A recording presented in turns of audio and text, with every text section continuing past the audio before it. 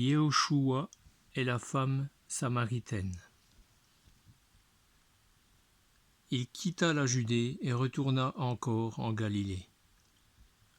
Or, il lui fallait passer par la Samarie. Il arriva dans une ville de Samarie, nommée Sichar, près de la terre que Jacob avait donnée à Joseph, son fils. Or, là était la source de Jacob. Yehoshua donc, fatigué du voyage, s'était ainsi assis sur la source. C'était environ la 6e heure. Et une femme samaritaine vient pour puiser de l'eau. Yehoshua lui dit : « Donne-moi à boire. » Car ses disciples étaient allés à la ville pour acheter des vivres. Mais cette femme samaritaine lui dit : « Comment toi qui es juif me demandes-tu à boire, à moi qui suis une femme samaritaine ? Car les Juifs n'ont pas de relation avec les Samaritains. »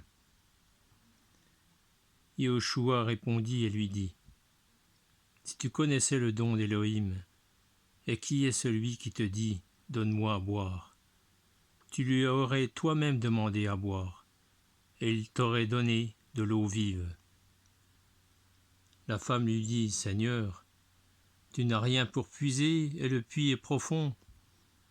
D'où aurais-tu donc cette eau vive ? Es-tu plus grand que Jacob, notre père, qui nous a donné ce puits, et qui en a bu lui-même, ainsi que ses fils et son bétail ?» Yehoshua répondit et lui dit : « Quiconque boit de cette eau-ci aura encore soif. Mais celui qui boira de l'eau que je lui donnerai n'aura jamais soif. Mais l'eau que je lui donnerai deviendra en lui une source d'eau qui jaillira jusque dans la vie éternelle. » La femme lui dit : « Seigneur, donne-moi de cette eau, afin que je n'aie plus soif, et que je ne vienne plus puiser ici. » Yehoshua lui dit : « Va, appelle ton mari et viens ici. » La femme répondit et lui dit : « Je n'ai pas de mari. » Yehoshua lui dit : « Tu as bien dit, je n'ai pas de mari. Car tu as eu 5 maris, et celui que tu as maintenant n'est pas ton mari. En cela, tu as dit vrai. » La femme lui dit : « Seigneur, je vois que tu es prophète. Nos pères ont adoré sur cette montagne, et vous, vous dites que le lieu où il faut adorer est à Yerushalayim. » Yehoshua lui dit : « Femme, crois-moi, parce que l'heure vient où vous n'adorerez le Père ni sur cette montagne, ni à Yerushalayim. Vous, vous adorez ce que vous ne connaissez pas. Nous, nous adorons ce que nous connaissons, car le salut est à partir des Juifs. Mais l'heure vient, elle est déjà venue, où les véritables adorateurs adoreront le Père en esprit et en vérité. Car ce sont de tels adorateurs que le Père cherche. Elohim est esprit, et il faut que ceux qui l'adorent en esprit et en vérité. » La femme lui dit : « Je sais que le Macha vient, celui qu'on appelle loin. Quand donc il sera venu, il nous annoncera toutes choses. »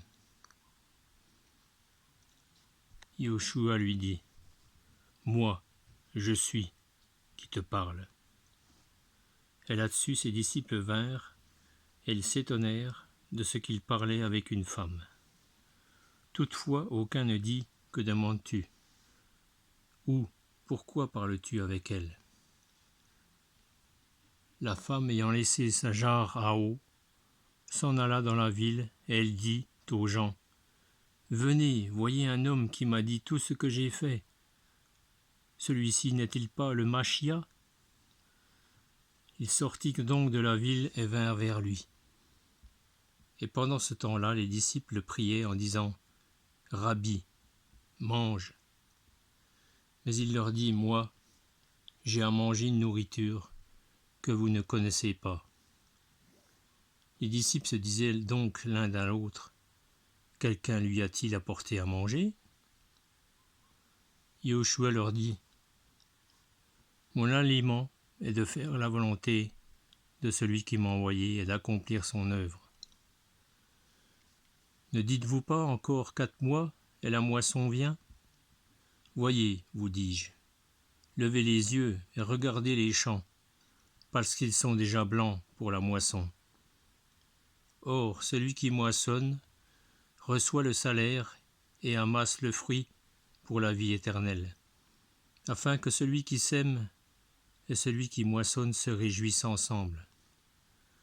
Car en ceci la parole est véritable. Autre est celui qui sème et autre celui qui moissonne. Pour moi, je vous ai envoyé moissonner, là où vous ne vous êtes pas fatigués. D'autres se sont fatigués, et vous êtes entrés dans leur travail.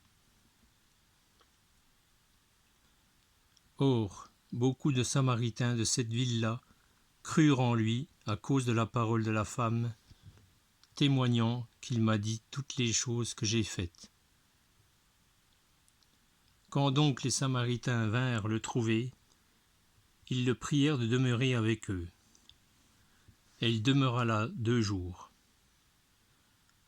Et un beaucoup plus grand nombre crurent à cause de sa parole.